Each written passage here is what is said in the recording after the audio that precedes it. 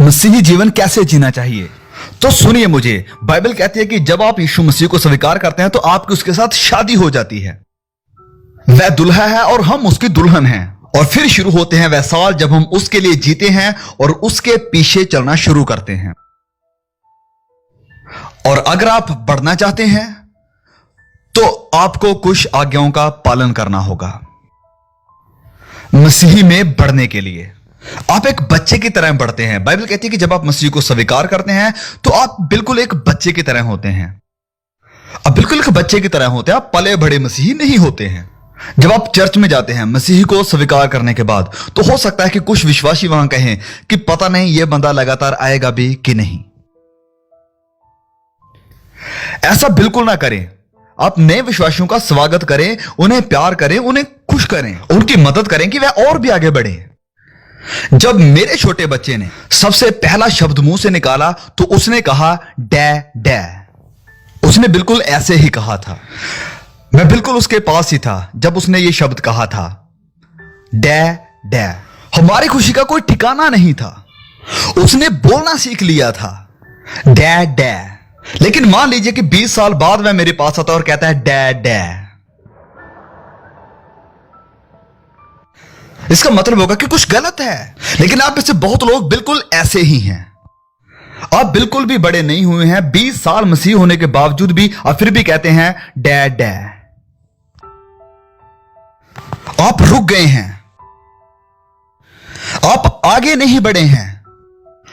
आप प्रार्थना सभा के लिए जाते हैं और सेवक कहता है कि आप एक एक वचन बोलें जो आपने याद किया है। कोई बोल देता है यूहन्ना 3:16 और आप कहते हैं ओ उसने मेरा वचन ले लिया, चुरा लिया। आपको सिर्फ वही आता था, आपने बाइबल को नहीं सीखा है। और अगर कोई कहता है कि आप दुआ करो तो आप कहते हैं ओ मुझे माफ करना, मुझे दुआ नहीं आती, मैं दुआ नहीं कर सकता। और फिर आप मसीह होने का दावा करते हैं। मसीह जीवन एक बढ़ोतरी का जीवन है। हम एक बच्चे के रूप में शुरू करते हैं और परमेश्वर के ज्ञान और बुद्धि में बढ़ते चले जाते हैं। अब कुछ जरूरी नियम। सबसे पहला नियम है प्रार्थना। हर रोज हमें प्रार्थना में समय बिताना चाहिए। चेले प्रभु यीशु के पास आए और कहा कि प्रभु हमें प्रार्थना करना सिखाओ। आपको चलना सीखना होता है, आपको साइकिल चलाना सीखना पड़ता है, घुड़सवारी भी आपको सीखनी पड़ती है, ऐसे ही दुआ भी आपको सीखनी पड़ेगी। बिल्कुल ऐसे ही आप दुआ करना भी सीखते हैं। प्रभु हमें प्रार्थना करना सिखाओ। याद रखें कि यह मसीह जीवन आपको अकेले जीने की जरूरत नहीं है। पवित्र आत्मा आपके साथ रहता है। जैसे मैंने पहले भी बताया था कि जब आप यीशु मसीह को ग्रहण करते हैं तो पवित्र आत्मा आपके अंदर आता है, वो आपको बल देता है, तसल्ली देता है कि आप मसीही जीवन जी सकें।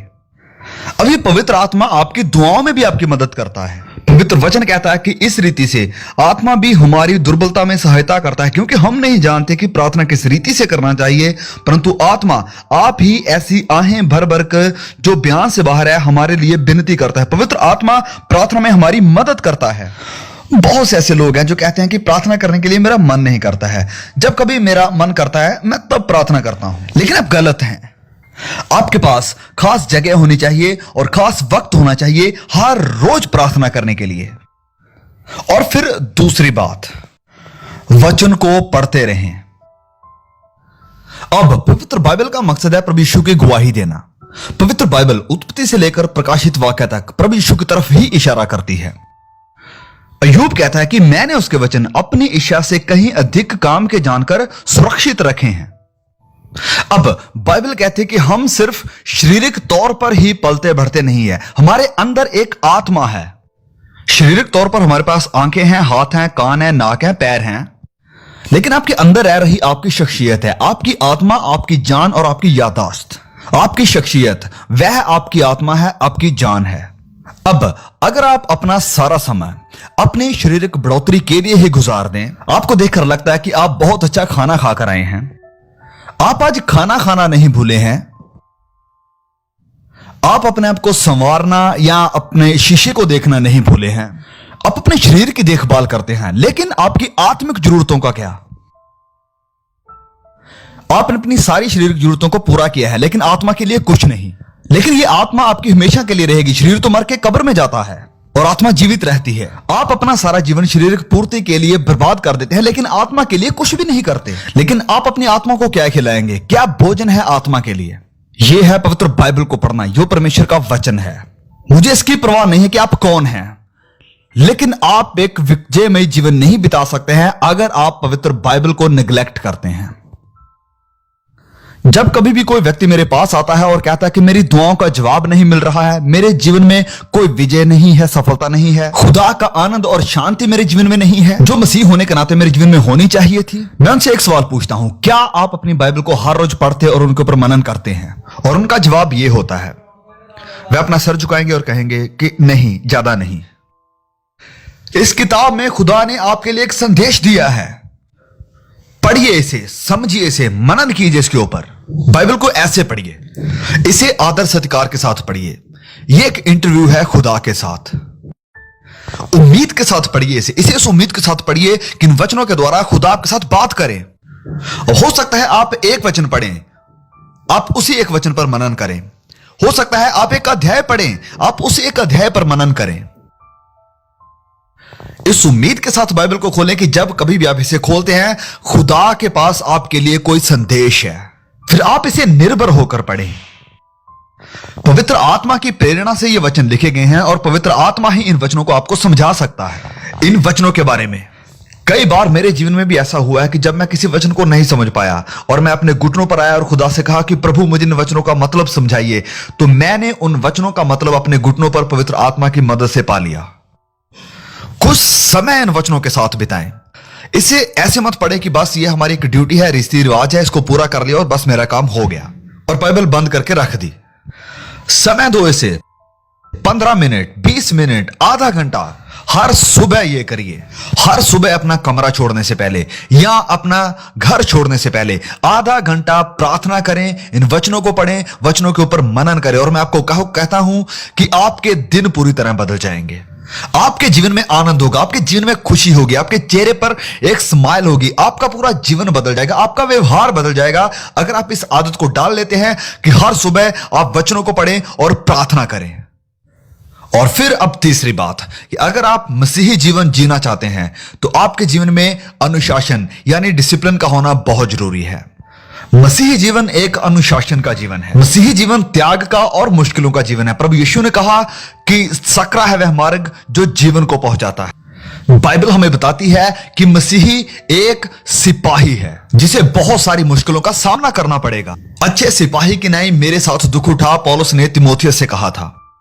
हमें अपने दिमाग को डिसिप्लिन करना पड़ेगा। जो चीजें हम पढ़ते हैं, जो चीजें हम सोचते हैं, हमें हर तरह के बुरे ख्याल को अपने जीवन से जब भी आता है उसी वक्त निकालना है। हमारा दिमाग डिसिप्लिन होना चाहिए ताकि हम किसी बुरी बेकार चीजों को ना पढ़ें। दिमाग को डिसिप्लिन करना हमारे आत्मिक जीवन को बढ़ाएगा। टीवी के ऊपर गलत प्रोग्राम या गलत चीजों को देखते हुए हम अपने समय को बर्बाद नहीं करते हैं। हम अपने मन को बेकार चीजों से नहीं भरते हैं। हमारा दिमाग डिसिप्लिन्ड है। हमारी जुबान भी अनुशासन में है। हमारा समय अनुशासन में है। हम समय को लाभदायक बनाते हैं क्योंकि हम जानते हैं कि दिन बुरे हैं। ये जो वक्त परमेश्वर ने हमें दिया है, जो समय खुदा ने हमें दिया है, इस समय को हम बर्बाद नहीं कर सकते क्योंकि ये कभी वापस नहीं आएगा। ये समय लौटकर कभी वापस नहीं आएगा। यह समय मसीह को समर्पित होना चाहिए। मेरा जीवन अनुशासन में होना चाहिए। ओ देखिए हमारे जीने के तरीके में कितना कम अनुशासन है, कितना कम अनुशासन है हमारे मसीही अनुभव में और मसीही जीवन में। और यही कारण है कि हजारों मसीही आज असफल हैं क्योंकि हमारे जीवन में डिसिप्लिन नहीं है। अब चौथी और आखिरी बात कि एक मसीही का काम है कि वह यीशु मसीह का गवाह बने। अब आप गवाह कैसे बनते हैं? आपके जीने का तरीका भी एक गवाही है। मुस्कुराहट, प्यार, नम्रता और भलाई करके आप यीशु के गवाह बनते हैं। अगर आप एक बदलाव वाला जीवन जीते हैं जिसमें प्रभु यीशु मसीह आपके अंदर रहता है और प्रभु यीशु मसीह आपके जीवन के जरिए से लोगों को दिखाई देंगे और लोग आपकी तरफ आकर्षित होंगे और पूछेंगे कि इसका रहस्य क्या है, और आप कहेंगे कि मैं प्रभु यीशु को जानता हूं, और तब आपके पास अवसर होगा कि आप उन्हें प्रभु यीशु के बारे में बताएं। अपने घर में गवाह बने, अपने काम में गवाह बने। हम काम में आलसी होने के लिए बुलाए नहीं गए हैं। पवित्र आत्मा की प्रेरणा से हमें यीशु के गवाह बनना है और अपने काम करने के तरीके से अपनी गवाही को जाहिर करना है। अगर आप किसी फैक्ट्री में काम करते हैं तो इसे ईमानदारी से करें, जैसे कि आप खुदा के लिए काम कर रहे हैं। आप किसी कंपनी के लिए या किसी यूनियन के लिए काम नहीं करते हैं, वरन आप काम करते हैं खुदा के लिए। अगर आप कर्मचारी हैं तो आप मसीह के लिए काम करते हैं, उसी के प्रति आप जिम्मेदार हैं अगर आप एक सच्चे मसीही हैं। बाइबल बताती है कि मसीही लोग यहां पर सिर्फ मुसाफिर हैं, हम प्रभु यीशु के राजदूत हैं। पवित्र बाइबल हमें बताती है कि हम एक उसकी खास प्रजा हैं जो मसीह के लिए अलग किए गए हैं, और हमें चमकते हुए गवाह बनना है इस दुष्ट और बुरी जनरेशन में। अपने चारों तरफ हम देखते हैं झूठ, पाखंड और बेवफाई और लालसा। संसार में हर आदमी आज भौतिकवाद यानी मटीरियलिज्म की तरफ भाग रहा है। वो अपना जीवन प्रभु यीशु को दें और उसे अपने जीवन में रहने दें, और वो आपके जीवन से चमकेगा और आप उसके गवाह बनेंगे। अपने समाज में नमक बने, अपने समाज में रोशनी बने, ताकि लोग जान जाएं कि आप मसीह यस्सु के साथ खड़े हैं। एक साफ, पवित्र, भलाई और नम्रता वाला जीवन व्यतीत करें। आज रात मैं आपसे पूछना चाहता हूं, क्या आप मसीही हैं? क्या आप एक मसीह का जीवन जी रहे हैं? मैं ये नहीं पूछ रहा कि आपके ऊपर मसीह का प्रभाव है, मैं ये भी नहीं पूछ रहा कि आप किसी चर्च के मेंबर हैं या नहीं। मैं आज रात आपसे पूछ रहा हूं कि क्या आपने प्रभु यीशु मसीह को पहना है? क्या आपके जीवन में कोई बदलाव आया है? मसीह के पीछे चलने की चुनौती को क्या आपने स्वीकार किया है? क्या उसके प्रति आप वफादारी से जीवन बिता रहे हैं? अगर नहीं तो आज रात आप ये शुरू कर सकते हैं। हां, अभी, बिल्कुल अभी आप कहिए कि प्रभु मैं अपना जीवन आपको देता हूं, मैं अपना हृदय आपको देता हूं, मैं अपनी आत्मा आपको देता हूं। मैं चाहता हूं कि प्रभु आप मेरे जीवन में आए और मेरे गुनाहों को और मेरी गलतियों को माफ करें। मैं आपके पीछे चलना और आपकी सेवा करना चाहता हूं। मैं निश्चय करना चाहता हूं कि मेरे गुनाह माफ हुए और मैं स्वर्ग में जा रहा हूं। मैं अपने परिवार में और अपने जीवन में बदलाव को देखना चाहता हूं। मैं बदलाव को चाहता हूं जहां मैं काम करता हूं। मैं अपनी जिंदगी प्रभु यीशु को समर्पित करता हूं। मैं मसीह यीशु का गवाह बनना चाहता हूं। मैं उसके आनंद और खुशी को चाहता हूं।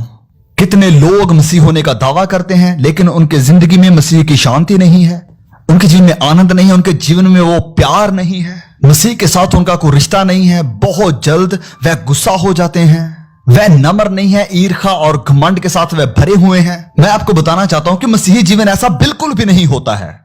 आज अपना जीवन प्रभु यीशु को दें और यह निश्चय करें कि वह आपके हृदय में रहता है।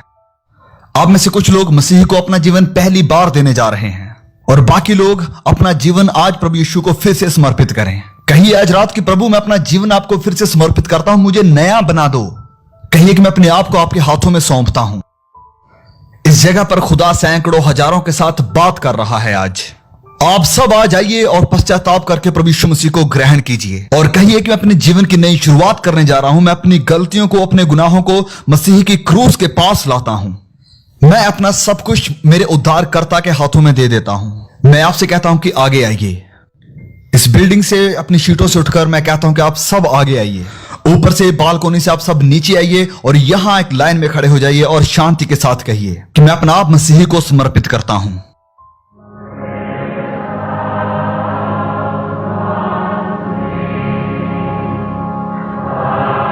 While these many people are coming here, bow your head. Say yes to Christ.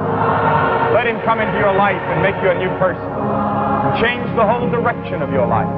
You can do it right now. God bless you.